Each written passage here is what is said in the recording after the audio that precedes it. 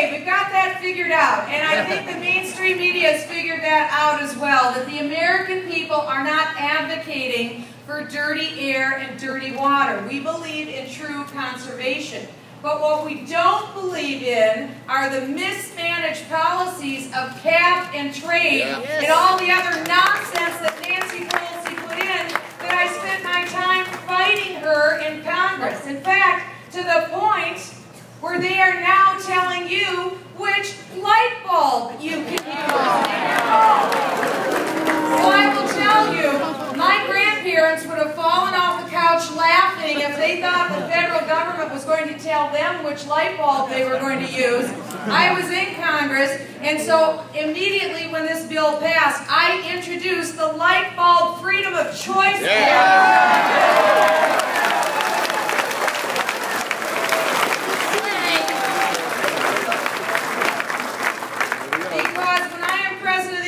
You can buy any light bulb you want to buy.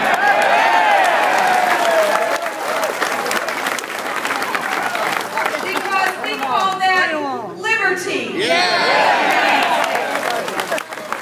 I am so absolutely thrilled with the future that we have in front of us. I'm thrilled because I know we can turn this around fairly quickly. As I said, it begins with spending. They say, what comes first, the chicken or the egg? What comes first, spending or taxes? It is spending that comes first.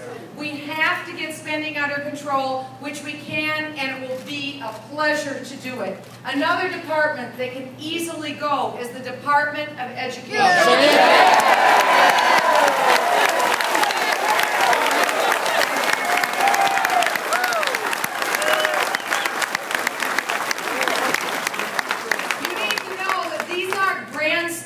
Crowd-pleasing lines. This is something that I have called for years, and you can take it to the bank. Because when we got the Department of Education, it was a political payoff by Jimmy Carter to the unions. What has happened to our children in that time? We have seen test scores plummeting since we got the Department of Education, and a few years ago, the average salary of the average bureaucrat at the Department of Education was $93,000. That didn't include the benefits. And at the Department of Transportation, when the recession started, and by the way, they tell us we're in a recovery. Does it feel like a recovery to you? At the beginning of the recession, there was a grand total of one employee at the Department of Transportation that made over $170,000 a year. 18 months into the recession, there were 1,690 employees making over $170,000 a year. Now, when the recession started during those 18 months, we saw 7 million jobs lost in the private economy.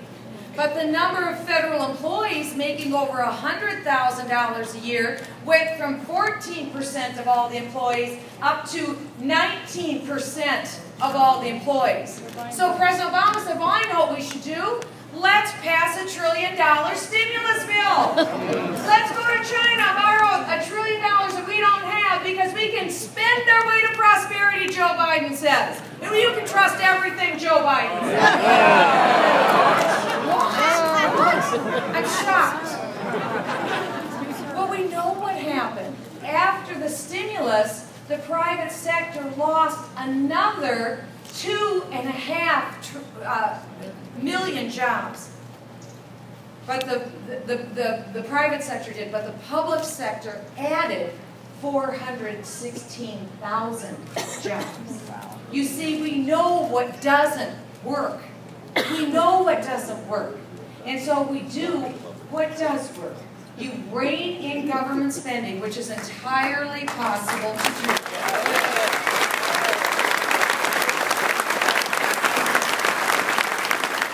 And then you focus on the pro-growth aspects of the economy. The easiest thing to do, and if I was president today, this is what I would do today.